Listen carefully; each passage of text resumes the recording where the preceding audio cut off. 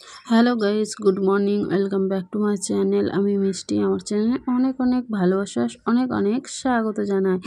তো বন্ধুরা, আমি চলে এসেছি আজকে ডাঁটা, আলু আর মাছ দিয়ে ঝোল করব, তো সেটাই তোমাদের সাথে শেয়ার করব। তো চলো আমার ভিডিও দেখতে থাকো, কেউ কিন্তু স্কিপ করবে না। আর একটা কথা বলতে বারে ভুলে যাই, সেটা হলো কি, যারা আমার চ্যানেলে নতুন বন্ধু আছো তাদেরকে অনেক অনেক ভালোবাসা, অনেক অনেক ধন্যবাদ জানাই। তো আমার চ্যানেলে নতুন হয়ে থাকলে, নতুন বন্ধু যারা, অবশ্যই চলে আসো। তারা প্লিজ চ্যানেলটা সাবস্ক্রাইব করে দেবে, আর ফেসবুক পেজ থেকে দেখলে পেজটা ফলো করে দেবে, আর নোটিফিকেশানটা অন করে দিও, কারণ আমি সবার আগে ভিডিও আপলোড করলে সবার আগে তোমরাই দেখতে পাবে। আমি ভিডিও আপলোড দিলেই আর কি তোমরা দেখতে পাবে। সেটা যাই হোক, কথা বলাটা আমার একটু উল্টোপাল্টা হয়ে গেছে, তো আমাকে নিজের দিদি বা বৌদি বা যাই হোক, নিজের বোন দিদি ভেবে আমাকে মানে ক্ষমা করে দিও। কথা তো একটু উল্টে পাল্টে যায়, যেহেতু আমরা সেভাবে কথা মানে গুছিয়ে বলতে পারি না, তার জন্য সরি চাইছি, আর ক্ষমাও করে দিও। যাই হোক, তো চলো, আমি এখন মানে আলু টালু কেটে নিয়েছি, আলু ডাঁটা, তো সেগুলো দিয়েই মাছ দিয়ে ঝোল বানাবো আর তোমাদের সাথে শেয়ার করব। আস্তে আস্তে তোমরা ভিডিওটা দেখতে থাকো। অনেক কিছু শেয়ার করা আছে, তো অনেক কিছু বলারও আছে তোমাদেরকে, জানো তো। তো তোমরাই আমার একটা মিষ্টি পরিবার, তোমাদেরকে সব কথা আমার মানে বলা দরকার আছে। কয়েকদিন ধরে বাড়িতে ভীষণ ঝামেলা হচ্ছে, হ্যাঁ, বাড়িতে প্রচুর অশান্তি হচ্ছে। এই নিয়ে আর পাচ্ছি না এই অশান্তি ভোগ করতে। তো তোমাদেরকে বলবো না তো কাদেরকে বলবো। এদিকে দেখো, আমি রান্না চাপিয়েছি, কি করব বলো, সব কষ্ট মনের মধ্যে চাপা দিয়ে রান্না বান্না করতে হবে। পেট তো কারো কথা শোনে না, তাই না? তো ঝামেলা হচ্ছে, যেটা নিয়ে তোমাদেরকে বলতে গিয়ে আমি থেমে গেলাম। আসলে ঘরের লোকই বেশি শত্রু হয়, জানো তো, সবসময়। মানে পেছনে যে জায়গাটা আছে আমার, 3 ফুট জায়গা, মানে রাস্তা ছেড়ে দিয়েও যে জায়গাটা আছে, সেই জায়গাটা আমাদেরকে আসলে মানে যারা আমাদের অপোজিটে যারা রয়েছে তাদেরকে দিয়ে দিতে হবে। কারণ কি না, কি ওনারা রাস্তা বানাবে, কিন্তু রাস্তা বানানোর জন্য কেউ কি তার জায়গা দেবে বলো? তোমরাই আমাকে কমেন্ট করে অবশ্যই, আমার এই ভিডিও দেখে থাকলে মানে তোমরা আমাকে জানাবে অবশ্যই। 3 ফুট জায়গা ছাড়ার পরেও কি জায়গা দেওয়া উচিত বলো? রাস্তার জায়গাটা আমি দিয়ে দিলে মানে সারা জীবন ওই জায়গাটা মানে অন্যের দখলে চলেই গেল। কেউ ভাইয়ে কেউ জায়গা ছাড়ে না, আর আমরা মানে সামান্য এই রাস্তাতে কেন দিতে যাব জায়গাটা বলো? 3 ফুট যেটা ছাড়া লাগে সেটা আমরা দিয়েছি, কিন্তু তারপরও দিই না বলে মারধর, অশান্তি। কাল তো তোমাদের দাদাভাইকে, যারা আমাদের পিছনে থাকে মানে উল্টো দিকে থাকে, ওরা মানে 3 বছর 3 হলো এসেছে এখানে। তো ওনারা এসে আমাদেরকে, মানে আমরা কোন পূর্বপুরুষ থেকে আছি, কিন্তু আমাদের থাকার কোনো দাম নাই। আমাদেরকেই উল্টে ধরে মারছে, উল্টে মানে আমাদেরকেই গরম দেখাচ্ছে কি না, জায়গাটা ওদেরকে দিয়ে দিতে হবে, ওরা রাস্তা বানাবে। তোমরা বলো, এটাই কি মানুষের বিবেক, বা মানুষের এটাই কি মনুষ্যত্ব বলো? তোমরা একটু মানে জানিও আমাকে, মানে এটা কি রাস্তাটা দিয়ে দেওয়া উচিত? মানে 3 ফুট ছেড়েছি আমি, তারপরেও বাকি যেই জায়গাটা আছে সেটা কি রাস্তাতে দিয়ে দেওয়া উচিত আমার? তোমরাই কমেন্টে জানিও। আর এদিকে কি করব বলো, আমি রান্না বান্না করছি, আমার রান্না বান্নায় এক ফোঁটা মন নেই, এক ফোঁটা মানে কোনো জিনিসে এনার্জি নেই। তোমাদের দাদাভাইকে এমনভাবে মেরেছে, মানে বলার কথা না।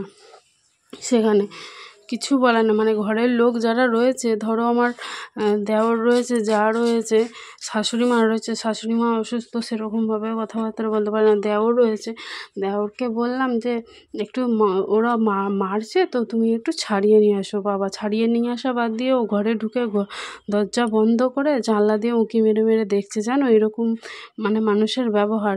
তোমরা বলো, নিজের লোক, রক্তের সম্পর্ক বিপদে পড়লে এগিয়ে যায়, কিন্তু আজকাল মানে রক্তের সম্পর্ক কেউ এগিয়ে যায় না, পর্তা লোকেরা এগিয়ে আসে। তাহলে বলো, মানুষ এখন কোথায় মানে চলে যাচ্ছে? মানুষের মনুষ্যত্ব কোথায় চলে যাচ্ছে? কি করে মানুষ মানুষের পাশে থাকবে? তুমি যদি না থাকো আমার পাশে, আমি কি তোমার পাশে থাকতে পারবো বলো? কখনোই থাকতে পারবো না, তাই না? আমার ভীষণ কষ্ট লাগছিল, ভীষণ মানে বলে বোঝাতে পারবো না তোমাদেরকে, এত কষ্ট হচ্ছিলো। সেটাই ভাবি, আমরা সারা জীবন মানে লোকের জন্য করে যাই, লোক কিন্তু একবারও পেছন ফিরে তাকিয়ে দেখে না, না আমার জন্য করেছে আমি তার জন্য একটু করি। তো যাই হোক, এই কথাগুলো তোমাদেরকে বলার ছিল আমার, কারণ আমি মানে খুবই কষ্টের মধ্যে আছি। আমার মানে ভীষণ খারাপ লাগছে, শরীরও প্রচণ্ড খারাপ, আমার তোমাদের দাদাভাইয়েরও শরীর ভীষণ খারাপ। কী আর করবো বলো, এভাবেই সংসার চলতে হবে, কিছু বলার আমার আর নাই।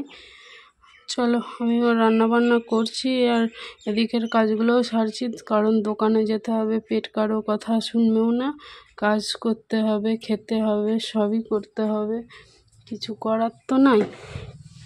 কেউ যদি পাশে না থাকে তাকে তো আর জোর করে এনে পাশে রাখা যাবে না। কিন্তু সময় বলে একটা জিনিস আছে, জানো তো, তুমি যদি আজ আমার পাশে না থাকো, আমিও কাল তোমার পাশে থাকবো না। আর সময় বদলাতে বেশিক্ষণ যায় না, ভগবান কাকে কখন কোন দিন দেয়, কাকে কখন দরকারে লাগায়, এটা কেউ বলতে পারে না, ঠিক আছে?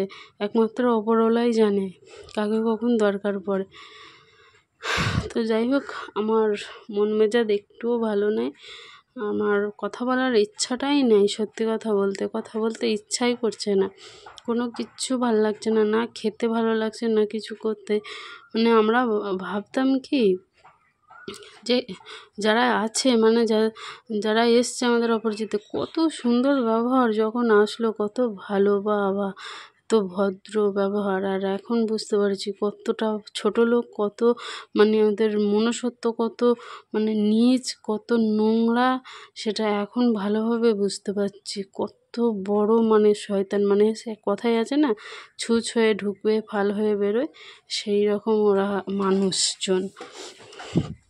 আর ঘরের লোকের কথা তো ছেড়েই দিলাম, ঘরের লোকের মতো মানে শত্রু বোধহয় পৃথিবীর আর কোনো লোক হয় না। সত্যি আমি আজ বুঝতে পারলাম ঘরের লোকও যে এরকম মানুষ হয়, সত্যি করে তোমরা না দেখলে বিশ্বাস করতে পারবে না যে এমনভাবে ওকে ফেলেছে, মানে ওরা 3 জন আর আমরা 2 জন। আমি কি কখনো আমি একটা মেয়ে ছেলে হয়ে ছাড়াতে পারি?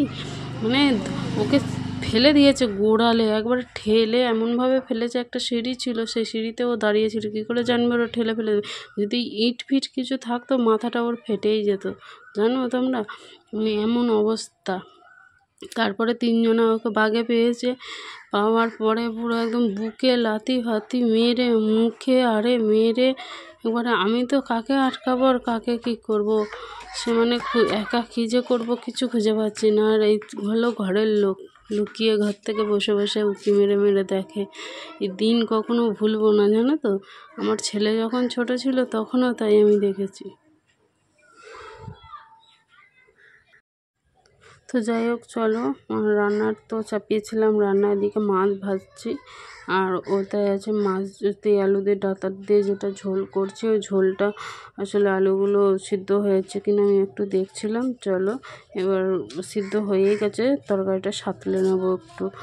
তরকারিটা সাঁতলে না নিলে না ভালো লাগে না, টেস্ট আসে না, তো হালকা একটু ফোড়ন দিয়ে নেবো আর কি, শুধু 5 ফোড়ন কটা দিয়ে আর কি তরকারিটা সাঁতলে নেবো, তাহলেই হয়ে যাবে। আর মাছগুলো অন্য কড়াইয়ে ভাজতে দিয়েছি, আসলে আমি দোকান যেতে তো দেরি হয়ে যায়, তাই জন্য 2টো কড়াই বসেছি, রান্নাবান্নাটা একসাথে হয়ে যাবে।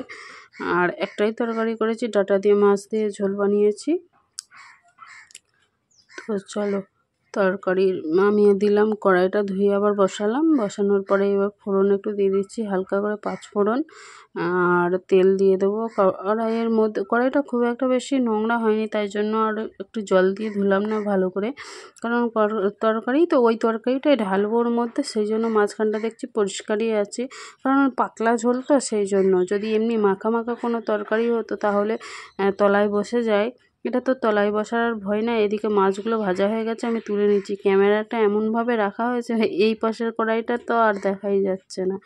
তো যাই হোক, চলো তরকারিটা সাঁতলে নিই, আর বেশি করে একটু জল দিচ্ছি, আসলে পাতলা ঝোলটা বেশি ভালো লাগে খেতে, এই গরমের সময় একটু তেতো হলে আরও ভালো হয়।